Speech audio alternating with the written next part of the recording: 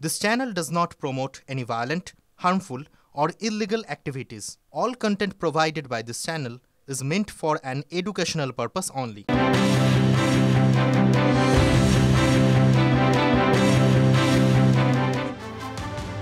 নমস্কার, টিভি9 বাংলায় আপনাদের আরও একবার স্বাগত জানাই সন্ধ্যের সুপার প্রাইম টাইমে। আজকে স্টুডিও থেকে আমি শুভজিৎ রয়েছি আপনাদের সঙ্গে।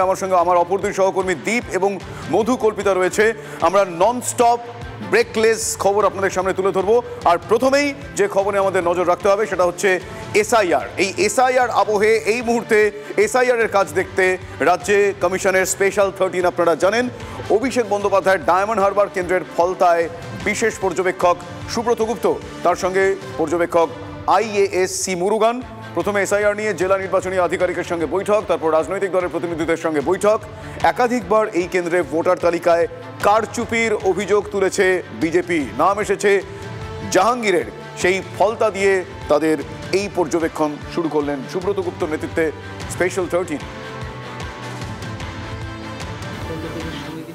হ্যাঁ, পলিটিক্যাল পার্টির 4টে পলিটিক্যাল পার্টির রিপ্রেজেন্টেটিভ তারা এসেছিলেন। তারা সবাই স্যাটিসফাইড এবং তারা বলেছেন যে কাজটা সুষ্ঠুভাবে হচ্ছে।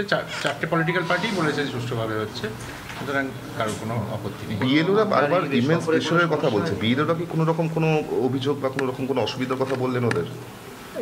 আমি যেটা বললাম যে প্রসিডিওরাল কিছু ইস্যুস ওনারা রেজ করেছেন, সেগুলো আমরা যে মানে গাইডেন্স বা গাইডলাইন, যদি অতিরিক্ত গাইডলাইন দরকার হয় সেটা আমরা দিয়ে দেবো।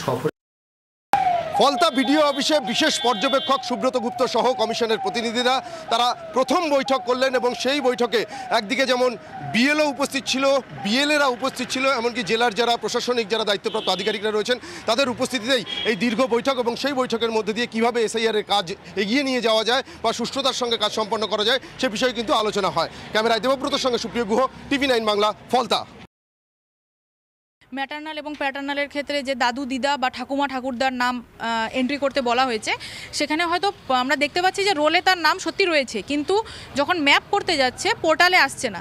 তো সেগুলো আমরা জানিয়েছি, ওগুলো টেক আপ হবে এবং বললো যে যেটা জানানো হয়েছে যে কিছুদিনের মধ্যেই এই সমস্যাটার সমাধান হবে এবং সেগুলো এডিট অপশানে থাকবে। এডিট অপশান থেকে তারা মার্ক করতে পারবেন, তার ফলে কোনো ভোটারই কিন্তু সমস্যায় পড়বেন না। আপনারা মূলত কি মানে কমপ্লেন করলেন, সমস্যার কথা জানালেন এবং ওনারা কি আপনাদেরকে জানালেন? না, ওনারা আমাদেরকে ইনস্ট্রাকশন দিয়েছে কিভাবে কাজ করতে হবে ফার্স্ট অফ অল, এবং এই যে সমস্যাগুলো আমরা জানিয়েছিলাম সেই সমস্যার কিভাবে সমাধান আসতে পারে সেগুলো আমাদেরকে জানিয়েছেন।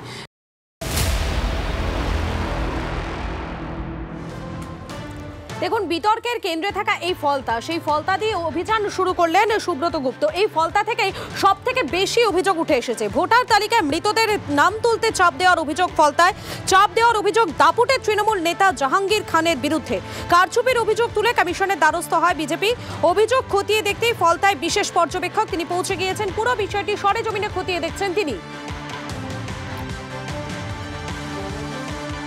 সবচেয়ে চুরি ওখানে আছে, যেতে বললেন ফলতা, মগরাহাট, ডায়মন্ড হারবার, ভালো করে ঘুরতে বললেন।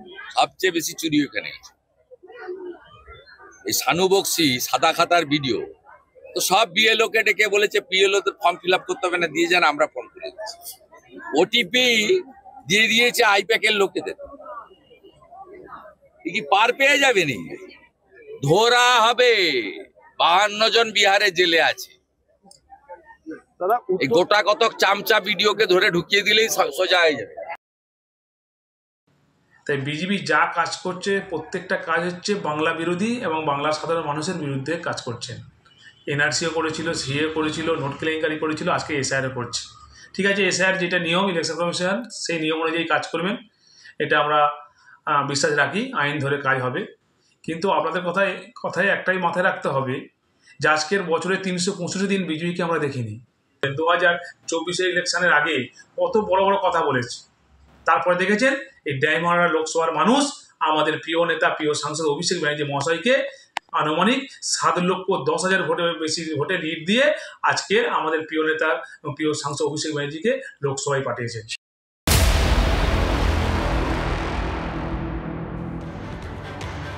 দেখুন, বাংলায় এই মুহূর্তে কমিশনের যে বিশেষ পর্যবেক্ষক দল রয়েছে তার একজন অন্যতম গুরুত্বপূর্ণ সদস্য এই সি মুরুগান।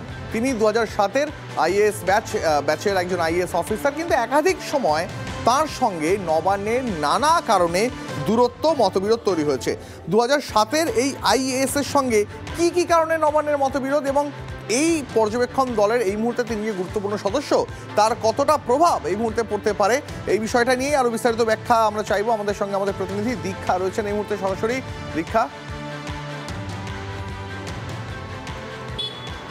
সি মুরাগান যে নামটা বলা হচ্ছে সেই নামটা কিন্তু বিশেষ গুরুত্বপূর্ণ এই কারণে 2007-এর এই যে আইএএস অফিসার তিনি কিন্তু অ্যাকচুয়ালি ছিলেন পুলিশ অফিসার। তামিলনাড়ু থেকে তিনি পুলিশ অফিসার হিসেবে প্রথমে যোগদান করেছিলেন তার পেশাগত দিক থেকে।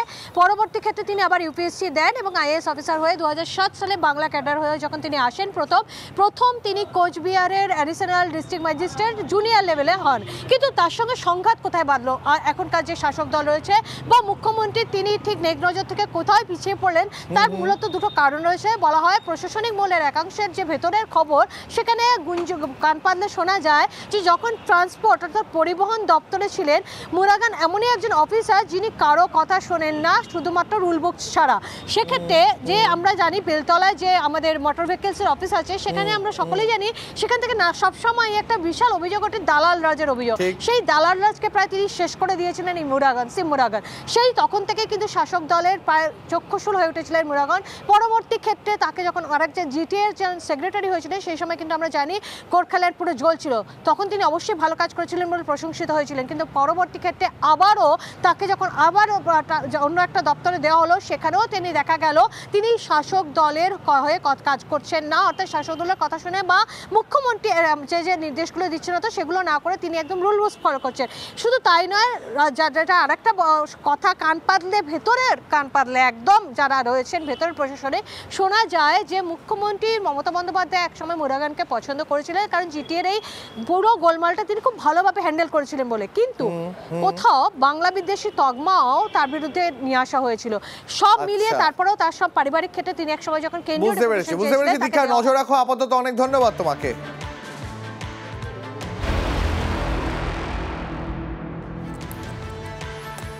অন্যদিকে পরপর 3 দিন মুখ্য নির্বাচন কমিশনার গণেশ কুমারকে নিশানা করলেন বিজেপির রাজ্য সভাপতি শ্রমিক ভট্টাচার্য। তিনি বললেন যে বিএলওদের নিরাপত্তার দায়িত্ব কমিশনের। বললেন শ্রমিক ভট্টাচার্য, আপনি দিল্লিতে বসে থাকবেন না, বাংলায় আসুন, মুর্শিদাবাদ, মালদা, বীরভূম, গোসাবায় যান। গণেশ কুমারকে এই বার্তা দিয়েছেন শ্রমিক ভট্টাচার্য। এতদিনে বাস্তব বুঝতে পারলো বিজেপি, ঠিক এভাবেই আবার খোঁচা দিতে ছাড়েনি তৃণমূল কংগ্রেস। নির্বাচন কমিশন দিল্লিতে গণেশ কুমার বসে থাকবেন, উনি জ্ঞান গর্ব 2-3টে স্টেটমেন্ট দেবেন আর পশ্চিমবঙ্গের স্থিতি অন্যরকম হবে, এটা হতে পারে না। নিরাপত্তা দিতে হবে নির্বাচন কমিশনকে, দিল্লি থেকে বসে থাকলে হবে না। প্রয়োজন হলে গণেশ কুমারকে এখানে আসতে হবে। আমরা তো গণেশ কুমারকে বলছি যে আপনি দিল্লিতে বসে থাকবেন না, আসুন বাংলায় এসে দেখুন, আপনারও জীবনে একটা অভিজ্ঞতা হবে। গণেশ কুমারকে কলকাতায় আসতে হবে, গণেশ কুমার চামচ দিয়ে ওনাকে খাইয়ে দেবে, ওনাকে জিতিয়ে দেবে, সার্টিফিকেট দিয়ে দেবে। এটা কি মামার বাড়ির আবদার নাকি? আমার নিজের ক্ষমতা নেই, আমি অপদার্থ মানুষের সাথে যোগাযোগ নেই, আমার সংগঠন নেই, তাই গণেশ কখনো নির্ভর করছে রাজভবনের ওপরে মানে ওই গভর্নরের ওপরে, আবার কখনো নির্ভর করছে গণেশ কুমারের ওপরে। আরে তোর নিজের কুমারের ওপরে কবে নির্ভর করবি? আমরা তো আমাদের কুমার অর্থাৎ আমাদের পার্টির ছেলেদের ওপর আমি নির্ভর করছি। আর উনি কখনো ইডির ওপরে, সিবিআইয়ের ওপরে, গণেশ কুমারের ওপরে, রাজভবনের ওপরে নির্ভর করে পরনির্ভরতা করে কখনো যুদ্ধ জেতা যায় না। আর এই এসআইআর ইস্যুতে আগামীকাল নির্বাচন কমিশনের দ্বারস্থ হতে চলেছেন বিরোধী দলনেতা শুভেন্দু অধিকারী। যেমনটা জানা যাচ্ছে বিধানসভা থেকে মুখ্য নির্বাচনী দপ্তর পর্যন্ত মিছিল করে যাবেন বিজেপি বিধায়করা। বিস্তারিত জানবো, আমাদের প্রতিনিধি প্রদীপ্ত রয়েছেন আমাদের সঙ্গে। প্রদীপ্ত, মূলত কোন কোন বিষয়ে এবারে কমিশনের দ্বারস্থ হচ্ছেন বিরোধী দলনেতা? দেখো, এই মুহূর্তে এসআইআর কে ঘিরে যে সমস্ত অভিযোগ আসছে, অর্থাৎ বহু জায়গা থেকে এই অভিযোগ আসছে যে ডেটা এন্ট্রি অপারেটর হিসাবে বেসরকারি সংস্থার কর্মীদের কাজ করানো হচ্ছে এবং তারা পুরোটাই তৃণমূল কংগ্রেসের হয়ে কাজ করছে। আর তার পাশাপাশি বহু জায়গাতে এভাবেই প্রচুর অবৈধ যারা ভোটার অর্থাৎ মৃত ভোটার যারা অন্যান্য জায়গায় শিফট করে গিয়েছেন তাদেরকেও রেখে দেওয়া হচ্ছে, অন্তত বিজেপি তেমনটা দাবি করছে। এই সমস্ত বিষয়কে নিয়ে আর শুভেন্দু অধিকারী আগামীকাল তার দলের যে বিধায়করা রয়েছেন তাদেরকে দৃষ্টিভঙ্গি করেই বিধানসভা থেকে রাজ্য মুখ্য নির্বাচনী আধিকারিকের যে দপ্তর রয়েছে বামাল্লরি ভবন, সেখানে তারা যাবেন এবং সেখানে গিয়ে একই সঙ্গে এই রাজ্যে যে পক্ষপাতমূলক আচরণ করা হচ্ছে, বেশ কিছু অফিসার সেই আচরণ করছে, তাদের বিরুদ্ধেও অভিযোগ জমা দেবেন শুভেন্দু অধিকারী বলেই আমরা জানতে পারছি। এবং তোমায় বলে রাখি যে আগামীকাল যেমন ভাবে শুভেন্দু অধিকারী রাজ্যের মুখ্য নির্বাচনী আধিকারিকের সঙ্গে দেখা করবেন, এই সপ্তাহে বুধবার বা বৃহস্পতিবার দিল্লিতে নির্বাচন কমিশনারের সঙ্গে দেখা করার কথা রয়েছে শ্রমিক ভট্টাচার্য, অমিত মালবিয়াদের। তারাও ঠিক এই রাজ্যে এসআইআর পদ্ধতির বেশ কিছু ত্রুটি তাদের নজরে এসেছে, সেই সমস্ত বিষয়কেও তারা সামনে নিয়ে আসবে। অর্থাৎ একদিকে আগামীকাল শুভেন্দু অধিকারীরা যেমন ভাবে রাজ্য দপ্তরে যাবেন, তেমন ভাবে নির্বাচন কমিশনে অর্থাৎ দিল্লিতে যাবেন শ্রমিক ভট্টাচার্যরা। রাজনৈতিক মহলের মতে যে এসআইআর পর্বে কমিশনের ওপরে জোড়া চাপ তারা আনতে চাইছে এবং সেই চাপ বাড়ানোর জন্যই এই ধরনের কর্মসূচি তারা নিয়েছে। ধন্যবাদ প্রদীপ্ত। আর এদিকে শীতকালীন অধিবেশনের আগে এসআইআর ইস্যু নিয়ে নির্বাচন কমিশন এবং তৃণমূলের মধ্যে সংঘাত কিন্তু এই মুহূর্তে তুঙ্গে। রাজ্য সরকার বিএলও ইআরওদের যে বর্ধিত ভাতা, সেই ভাতা আটকে রেখেছে অভিযোগ নির্বাচন কমিশনের। এই বর্ধিত ভাতা নিয়ে নির্বাচন কমিশন অভিযোগ তুলেছে শাসক দলের দিকে, আর এই নিয়েই এই মুহূর্তে সরগরম বাংলার রাজনীতি। এবার বিজেপি এবং কমিশনকে একযোগে আক্রমণ করলেন তৃণমূল কংগ্রেসের সর্বভারতীয় সাধারণ সম্পাদক অভিষেক বন্দ্যোপাধ্যায়। নিজের এক্স হ্যান্ডেলে অভিষেক লিখেছেন, কমিশনের জারি করা 4 মাসের পুরনো সরকারি নির্দেশিকা ঘুরিয়ে আবার প্রচার করে ভুয়ো উত্তেজনা তৈরির চেষ্টা করছে বিজেপি। এটা আসলে তাদের অপপ্রচার। অভিষেকের দাবি, এ তো স্পষ্ট যে বিজেপি নির্বাচনী কৌশল এসআইআর শুধু ব্যর্থই হয়নি, একেবারে ভেঙে পড়েছে। সাধারণ মানুষের কাছে এসআইআর এর পর্দা ফাঁস হয়ে গেছে। আগামী বছরের বিধানসভা নির্বাচনে বাংলায় ফের হারের মুখ দেখতে হবে বিজেপিকে। আক্রমণে অভিষেক।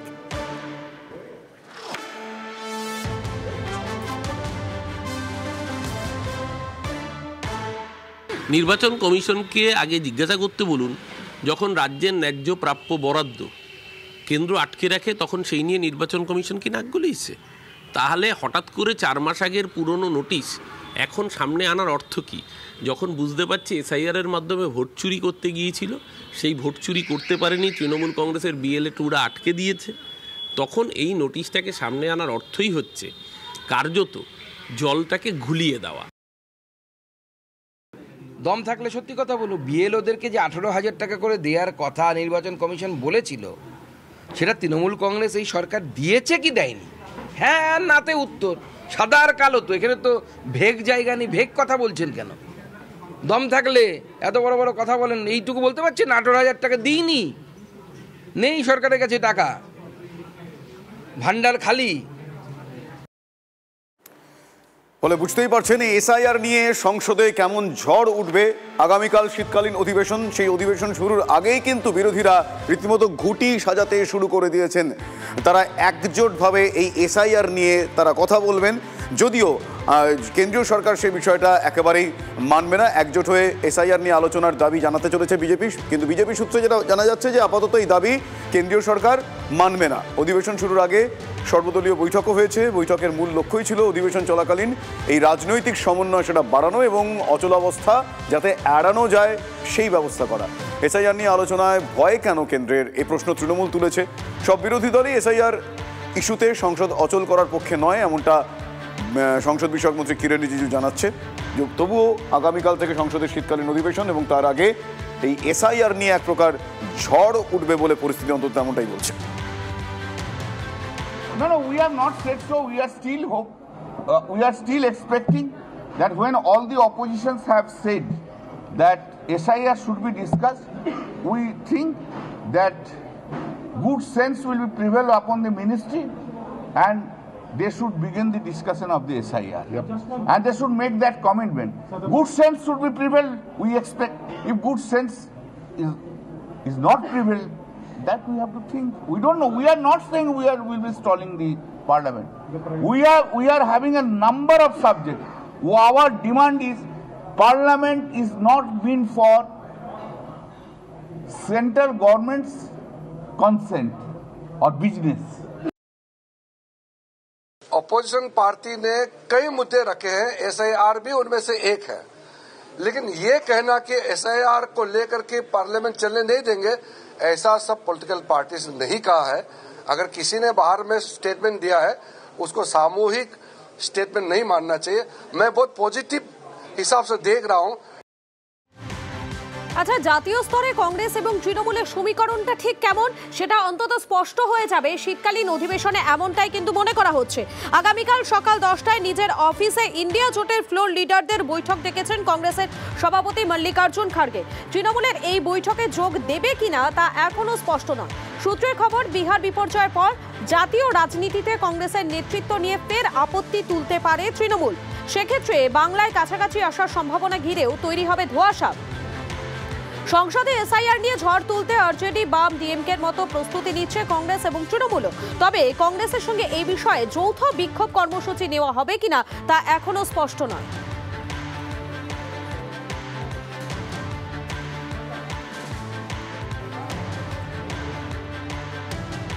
আর এই মুহূর্তে যে খবরে নজর রাখবো, এবার নিজের দলের বিরুদ্ধেই আবারও বিস্ফোরক, আবারও বেসুরো ভরতপুরের তৃণমূল বিধায়ক হুমায়ুন কবির। নিজের দলের বিরুদ্ধে এবার দ্বিচারিতার অভিযোগ তুললেন তিনি। এসআইআর মানব না বলেও এসআইআর এর কাজ চলছে রাজ্য জুড়ে। বিজেপির বিরুদ্ধে এসআইআর নিয়ে ভয় দেখানোর অভিযোগও তুলেছেন হুমায়ুন কবির। এসআইআর এর জন্য বললাম এসআইআর মেনে নেবো না, এসআইআর করতে দেবো না। সেই এসআইআর তো 4 নভেম্বর থেকে পুরো দুবে কারা কাজ করছে, বিএলই কারা, এই রাজ্য সরকারের এই কর্মচারীরা। দিল্লি থেকে তো কেউ আসেনি। ভোটার মাইনাস পেলে ক্ষতি কি আছে? একটা ভোটার 2 জায়গায় নাম রেখেছে, তার জন্য একটা নাম বাদ গেলে কিছু ক্ষতি নাই। ইলেকশনে তার কোনো এধার ওধার কিচ্ছু হবে না। অথচ মানুষকে বিজেপিও যেরকম করে মানুষকে ভীতি সৃষ্টি করছে, চমকাচ্ছে, সব নাম বাদ যাবে, কেটে সব বাংলাদেশে পাঠিয়ে দেবো, এই করে দেবো, তাই করে দেবো। আবার আমাদের সরকারও যে এসআইআর মানবো না, আবার এসআইআর কাজ চলছে। বলছিল দিল্লি চলে যান, আবার সমানে মেনে নিয়ে বলছে ডাউনলোড করো। আপনাদের শোনাচ্ছিলাম ভরতপুরের তৃণমূল বিধায়ক হুমায়ুন কবিরের বক্তব্য। আবারও বেসুরো হুমায়ুন কবির। এসআইআর নিয়ে নিজের দলের সরকারকে এবার বিঁধলেন তিনি। দলের বিরুদ্ধে দ্বিচারিতার অভিযোগে সরব হলেন ভরতপুরের তৃণমূল বিধায়ক। এসআইআর মানব না বলেও এসআইআর এর কাজ চলছে রাজ্যে। বিজেপির বিরুদ্ধে এসআইআর নিয়ে ভয় দেখানোর অভিযোগ তুলেছেন হুমায়ুন কবির, যেটা খুব স্বাভাবিক। কিন্তু তার পাশাপাশি বেসুরো হুমায়ুন কবির এবারে নিজের দলকেও কাঠগড়ায় তুললেন। তৃণমূলের সরকারের বিরুদ্ধে দ্বিচারিতার অভিযোগ তুললেন ভরতপুরের তৃণমূল বিধায়ক হুমায়ুন কবির। বিজেপির বিরুদ্ধে এসআইআর নিয়ে ভয় দেখানোর অভিযোগ তুলেছেন, তার পাশাপাশি নিজের দলের সরকারের বিরুদ্ধেও দ্বিচারিতার অভিযোগ করেছেন। একদিকে এসআইআর মানব না বলা হচ্ছে, তাহলে এসআইআর এর কাজ রাজ্য জুড়ে চলছে কেন, প্রশ্ন তুলেছেন হুমায়ুন কবির। আরো একবার শোনাই আপনাদের ঠিক কি বলেছেন হুমায়ুন কবির। এসআইআর এর জন্য বললাম এসআইআর মেনে নেবো না, এসআইআর করতে দেবো না। সেই এসআইআর তো 4 নভেম্বর থেকে পুরো দুবে কারা কাজ করছে, বিএলই কারা, এই রাজ্য সরকারের এই কর্মচারীরা। দিল্লি থেকে তো কেউ আসেনি। ভোটার মাইনাস পেলে ক্ষতি কি আছে? একটা ভোটার 2 জায়গায় নাম রেখেছে, তার জন্য একটা নাম বাদ গেলে কিছু ক্ষতি নাই। ইলেকশনে তার কোনো এধার ওধার কিচ্ছু হবে না। অথচ মানুষকে বিজেপিও যেরকম করে মানুষকে ভীতি সৃষ্টি করছে, চমকাচ্ছে, সব নাম বাদ যাবে, কেটে সব বাংলাদেশে পাঠিয়ে দেবো, এই করে দেবো, তাই করে দেবো। আবার আমাদের সরকারও যে এসআইআর মানবো না, আবার এসআইআর কাজ চলছে। বলছিল দিল্লি চলে যান, আবার সমানে মেনে নিয়ে বলছে ডাউনলোড করো। আবারও বেসুরো হুমায়ুন কবির। এসআইআর নিয়ে এবার নিজের দলের সরকারকেই বিঁধলেন তিনি। দলের বিরুদ্ধে দ্বিচারিতার অভিযোগে সরব হলেন ভরতপুরের তৃণমূল বিধায়ক। এসআইআর মানব না বললেও রাজ্য জুড়ে এসআইআর এর কাজ চলছে। বিজেপির বিরুদ্ধে এসআইআর নিয়ে ভয় দেখানোর অভিযোগ তুলেছেন হুমায়ুন কবির। তার পাশাপাশি নিজের দল এবং সরকারকেও কাঠগড়ায় তুলেছেন হুমায়ুন।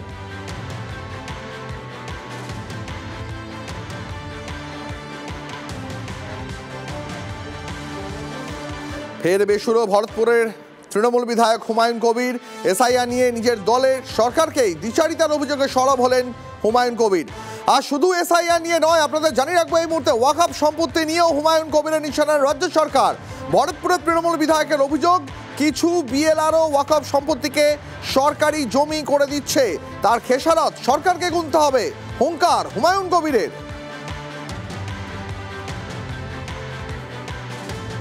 মুসলিমদের সম্পত্তির উপরে হাত বাড়ালে মুসলিমরা নিজেরাই সম্পত্তি কি করে রক্ষা করতে হয় তা জানে, লড়ে জিহাদ করে সংগ্রাম করে সংঘর্ষ করে জমি আটকাবে, কবরস্থান আটকাবে, ঈদগাহ আটকাবে। মুসলিমদের সম্পত্তিতে কৌশল করে হাত দেওয়া যাবে না। ওই কিছু কিছু বেলার অফিস হঠাৎ করে মুসলিমদের সম্পত্তি কেটে 1 নম্বর খতিয়ানে নিয়ে যাচ্ছে, তার জন্য সরকারকে খেসারত দিতে হবে, ভোটের বাক্সে তার ইফেক্ট পড়বে। এই মুহূর্তে বিজেপি নেতা জগন্নাথ চট্টোপাধ্যায় রয়েছেন আমাদের সঙ্গে। জগন্নাথ দা, হুমায়ুন কবির আবারও নিজের দলকে অস্বস্তিতে ফেলে যে বিষয়গুলো নিয়ে আজকে সরব হলেন, যেখানে তিনি বলছেন একদিকে রাজ্যে এসআইআর এর বিরোধিতা করা হচ্ছে, অন্যদিকে রাজ্য জুড়ে এসআইআর এর কাজ চলছে, দল এবং সরকারকে কাঠগড়ায় তুললেন হুমায়ুন কবির। আপনার প্রতিক্রিয়া?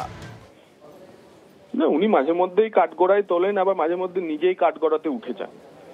তো ওনার বক্তব্যকে খুব সিরিয়াসলি নেওয়া এবং প্রতিক্রিয়া দেওয়ার কোনো মানেই হয় না। উনি যদি সাচ্চা মুসলমান হন তো তৃণমূলের এমএলএ পদ থেকে পদত্যাগ করুন। তার কারণ ওয়াকফ আইন নিয়ে মমতা বন্দ্যোপাধ্যায় কি বলেছিলেন? ওয়াকফ আইন নিয়ে বলেছিলেন ওয়াকফ মানবো না। ওয়াকফ আইন নিয়ে মুর্শিদাবাদে এই ভরতপুরের আশপাশেই এত দাঙ্গা হলো, শামশেরগঞ্জে হরগোবিন্দ দাস, চন্দন দাসরা মারা গেল, মুসলমান সমাজ রাস্তায় দা কাটারি নিয়ে রাস্তায় নামলেন, দাঙ্গা করলেন। তারপরে সুরসুর করে ওয়াকফ আইন এখন মেনে নিচ্ছে। কেন্দ্রীয় সরকারের পোর্টালে সমস্ত পশ্চিমবঙ্গের ওয়াকফ সম্পত্তির খতিয়ান তোলা, মুত্তুয়ালিদের নাম তোলা সব শুরু করেছে। তো সুতরাং এটা তো প্রথম না। ক্যা ছিছি বলেছিলেন সিএ, প্রতিদিন এখন শয়ে শয়ে বাংলাদেশি শরণার্থীদের সিটিজেনশিপ দেওয়া, নাগরিকত্ব দেওয়া চলছে। উনি বলেছিলেন ট্রিপল তালাক মানি না, দিব্যি দেশে 3 তালাক বিরোধী আইন চালু হয়েছে। উনি বলেছিলেন রাম মন্দির মানি না, রাম মন্দিরের ধ্বজারোহণ পর্যন্ত হয়ে গেল। তো এইসব কথা উনি বলতে থাকেন, মুসলমান সমাজকে উনি বোকা বানাচ্ছেন এবং মুসলমানরা যদি তাদের বুদ্ধি খোলে তাহলে তারা বুঝতে পারবে তেজপাতা আর পাপোশ হয়ে তারা কতদিন থাকবে, তারা ঠিক করুক। অনেক ধন্যবাদ আপনার প্রতিক্রিয়ার জন্য।